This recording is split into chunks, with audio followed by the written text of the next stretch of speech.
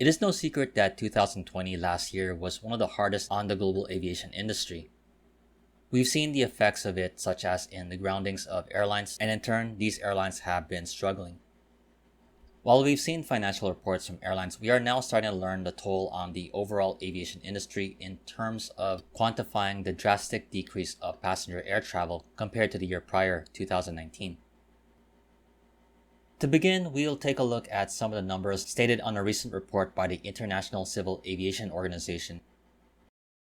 In its report on the economic impact of the COVID-19 pandemic on aviation, there was an overall reduction of around 50% of seats offered by airlines throughout the world and a 60% drop in overall passenger traffic compared to 2019.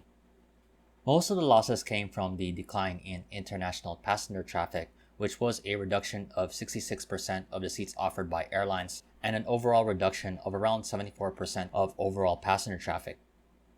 On the other hand, while domestic travel was a crucial part to many airlines' survival, there was a decline by around 38% of domestic passenger seats available and a decline of around 50% of overall passenger traffic. In all, the International Civil Aviation Organization estimates that the airlines of the world experienced a loss of around $370 billion US. In terms of regions, North America experienced the lowest drop in passenger capacity by around 43%. Meanwhile, the other regions such as South America, Europe, Middle East, and Africa experienced losses of over 50%, with the Middle East with the highest at around 60% of a capacity drop. While the Asia Pacific incurred a decline in passenger capacity by around 45%, the region saw the largest drops in passenger traffic by around 916 million passengers, and a huge loss in airline revenue by an estimated $120 billion US. From within the Asia Pacific region, we also have seen some data from the region's major air hubs, which highlights the overall decline in passenger traffic. In Singapore, the world's best airport by consensus, the Changi International Airport, saw an 82.8% drop in passenger traffic, serving 11.8 million passengers, compared to 68 million in 2019.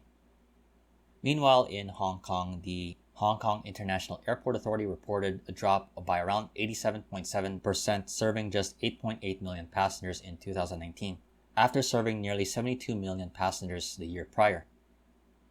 The story is also similar with Seoul's Incheon Airport, which served 12 million passengers in 2020 compared to 71.2 million the year prior, representing an 83.1% drop year to year. Covering more airports in terms of their data would take much longer time for this video, so with these examples, you probably will get the point. Depending on where you are, if you are living within Asia, the overall passenger traffic declines will vary which country you're in, and the quarantine and travel restrictions were placed in your area. While the world is still navigating the pandemic, there is hope for recovery, and we could see the Asia Pacific region leading that charge. A prime example of this could be seen in China, as it has been reported that the domestic air travel sector is mounting a domestic air travel recovery, with reports that during the fourth quarter of 2020, domestic travel in China has reached 94.5% compared to pre-pandemic levels.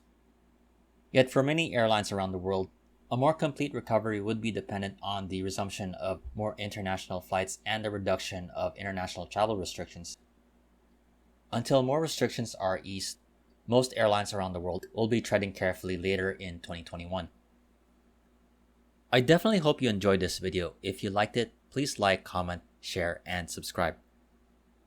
This has been Flights in Asia, highlighting the news and updates from the aviation and travel scene in the Asia Pacific. Thanks again for watching, and have a great day.